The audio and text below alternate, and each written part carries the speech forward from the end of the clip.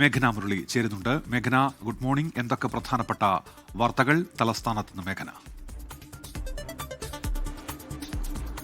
Good morning. ഇപ്പോഴും ചുരുളഴിയാതെ നിൽക്കുന്നത് ശബരിമല സ്വർണ്ണക്കൊള്ളയുമായി ബന്ധപ്പെട്ട വാർത്ത തന്നെയാണ്. അതിൽ 3 പ്രധാനപ്പെട്ട നീക്കങ്ങളാണ് തലസ്ഥാനത്ത് നിന്നും അല്ലെങ്കിൽ കോടതിയിൽ നിന്നും അടക്കം ലഭിക്കാനുള്ളത്. അതിൽ പ്രധാനപ്പെട്ട കാര്യം എന്ന് പറയുന്നത് 2017 ശബരിമലയിലെ സ്വർണ്ണക്കൊടിമര പുനഃപ്രതിഷ്ഠയുമായി ബന്ധപ്പെട്ട ഒരു ആരോപണം. അതിൽ ഇന്നലെ തന്നെ ഹൈക്കോടതി ഒരു വിജിലൻസ് അന്വേഷണത്തിന് ഉത്തരവിട്ടിരുന്നു. അതിൽ കൂടുതൽ നീക്കങ്ങൾ ഉണ്ടാകും. അതിൽ പ്രത്യേക അന്വേഷണ സംഘത്തെ ഇന്ന് നിയോഗിക്കും. കൂടാതെ എത്രയും പെട്ടെന്ന് 30 ദിവസത്തിനുള്ളിൽ കോടതിയിൽ റിപ്പോർട്ട് സമർപ്പിക്കാനാണ് പറഞ്ഞിരിക്കുന്നത്. അതുകൊണ്ട് തന്നെ എത്രയും പെട്ടെന്ന് അന്വേഷണം നടത്തി ഇതിലൊരു ക്രമക്കേടുണ്ടോ എന്നുള്ള കാര്യം അന്വേഷിക്കും. അതിൽ ഇന്ന് പ്രത്യേക അന്വേഷണ സംഘത്തെ നിയോഗിക്കും. അതുപോലെ തന്നെ സാമ്പത്തിക രേഖകൾ, ഈ ഒരു കൊടിമര പുനഃപ്രതിഷ്ഠയ്ക്കായി സംഭാവന നൽകിയവരുടെ മൊഴികൾ എന്നിവ രേഖപ്പെടുത്താനാണ് നീക്കം. അതിലൊരു പ്രധാനപ്പെട്ട ഒരു സംഘത്തെ രൂപീകരിക്കുക, അന്വേഷണ സംഘത്തെ രൂപീകരിക്കുക എന്നുള്ളത് തന്നെയാണ് ഇന്നുണ്ടാവുക എന്നുള്ളതാണ്. അതുപോലെ തന്നെ ഈ ശബരിമല സ്വർണ്ണക്കൊള്ള, അത് ദ്വാരപാലക കട്ടിളപ്പാളി കേസിൽ ഈ SIT നീക്കവും സുപ്രധാനമാണ്. അതിൽ 2 ശാസ്ത്രീയ പരിശോധനാ ഫലങ്ങൾ, അത് VSSCയിലെ റിപ്പോർട്ട് പരിശോധനാ ഫലങ്ങൾ പുറത്തു വന്നു.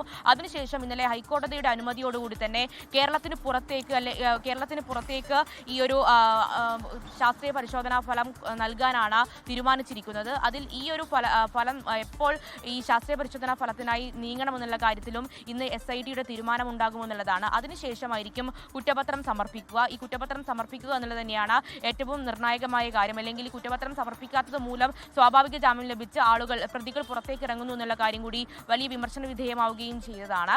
അതുപോലെ തന്നെ കൊല്ലം വിജിലൻസ് കോടതിയിൽ തന്ത്രി കണ്ഠരര് രാജീവരുടെ ജാമ്യാപേക്ഷയിൽ പ്രോസിക്യൂഷന്റെ വാദം നടക്കുകയാണ്. ആ വാദം ഇന്നും തുടരും. അതിൽ പ്രധാനപ്പെട്ട കാര്യം കട്ടിളപ്പാളി കേസിലും അതുപോലെ തന്നെ ദ്വാരപാലക കേസിലും ഒന്നിച്ചാണ് വാദം കേൾക്കുക. അതുപോലെ തന്നെ N വാസുവിന്റെ ജാമ്യാപേക്ഷയും ഇന്ന് പരിഗണിക്കുന്നുണ്ട്. അതുപോലെ തന്നെ മണിയൻപിള്ള രാജുവിന്റെ വാഹനാപകട കേസിൽ അതിൽ രാസപരിശോധനാ ഫലവും ഇന്ന് പുറത്തു വരാനിരിക്കുകയാണ്. അത് മണിയൻപിള്ള രാജുവിന് നിർണായകമാകും. മദ്യപിച്ചോ എന്നുള്ളതാണ് പരിശോധിക്കുന്നത്. അതിനുശേഷമായിരിക്കും പോലീസ് ഒരു റിപ്പോർട്ട് നൽകുക. അതിൽ നേരത്തെ തന്നെ മ്യൂസിയം പോലീസിന് ഒരു ക്ലീൻ ചീറ്റ് നൽകിയായിരുന്നു അന്വേഷണ സംഘം ഒരു റിപ്പോർട്ട് നൽകിയിരിക്കുന്നത്. അന്വേഷണ ഉദ്യോഗസ്ഥർക്ക് വീഴ്ച പറ്റിയിട്ടില്ല എന്നുള്ളതായിരുന്നു റിപ്പോർട്ട്.